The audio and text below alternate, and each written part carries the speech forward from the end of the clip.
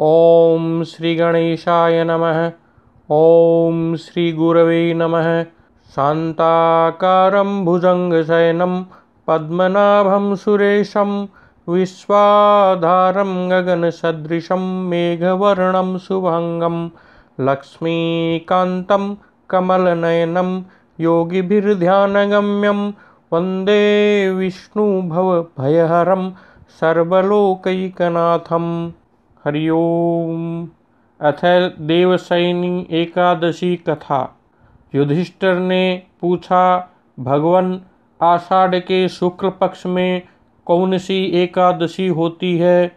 उसका नाम और विधि क्या है, यह बतलाने की कृपा करें। भगवान श्री कृष्ण बोले, राजन, आषाढ़ शुक्ल पक्ष की एकादशी का नाम शयनी है। मैं उसका वर्णन करता हूँ।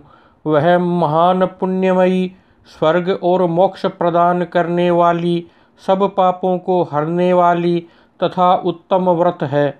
आषाढ़ शुक्ल पक्ष में शयनी एकादशी के दिन जिन्होंने कमल पुष्प से कमललोचन भगवान विष्णु का पूजन तथा एकादशी का उत्तम व्रत किया है, उन्होंने तीनों लोकों और तीनों सनातन देवताओं का पूजन कर लिया। हरि शयनी एकादशी के दिन मेरा एक स्वरूप राजा बलि के यहाँ रहता है और दूसरा क्षीर सागर में शेषनाग की शैया पर तब तक शयन करता हूँ जब तक आगामी कार्तिक की एकादशी नहीं आ जाती।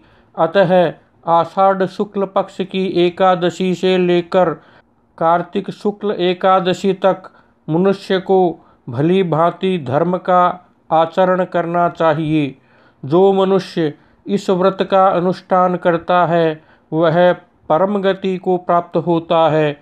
इस कारण यत्नपूर्वक इस एकादशी का व्रत करना चाहिए। एकादशी की रात में जागरण करके शंख, चक्र और गदा धारण करने वाले भगवान विष्णु की भक्तिपूर्वक पूजा करनी चाहिए। ऐसा करने वाले मनुष्य के पुण्य की गणना करने में चतुर्मुख ब्रह्मा जी भी असमर्थ हैं।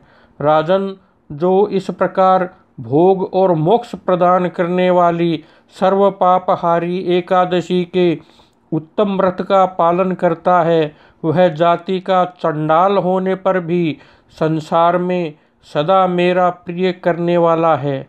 जो मनुष्य दीपदान, पलाश के पत्तों पर भोजन और व्रत करते हुए चौमासा व्यतीत करते हैं, वे मेरे प्रिय हैं। चौमासे में भगवान विष्णु सोए रहते हैं, इसलिए मनुष्य को भूमि पर शयन करना चाहिए। सावन में साग, भादों में दही, अश्विन में दूध और कार्तिक में दाल का त्याग कर देना चाहिए। जो चौमासे में ब्रह्मचर्य का पालन करता है वह परम गति को प्राप्त होता है। राजन, एकादशी के व्रत से ही मनुष्य सब पापों से मुक्त हो जाता है। अतः सदा इसका व्रत करना चाहिए, कभी भूलना नहीं चाहिए। शयनी और प्रबोधनी के बीच में जो कृष्ण पक्ष की एकादशियां होती है, गृहस्थ के लिए वे ही व्रत रखने योग्य हैं। अन्य मासों की कृष्ण पक्षीय एकादशी गृहस्थ के रखने योग्य नहीं है। शुक्ल पक्ष की सभी एकादशी करनी चाहिए।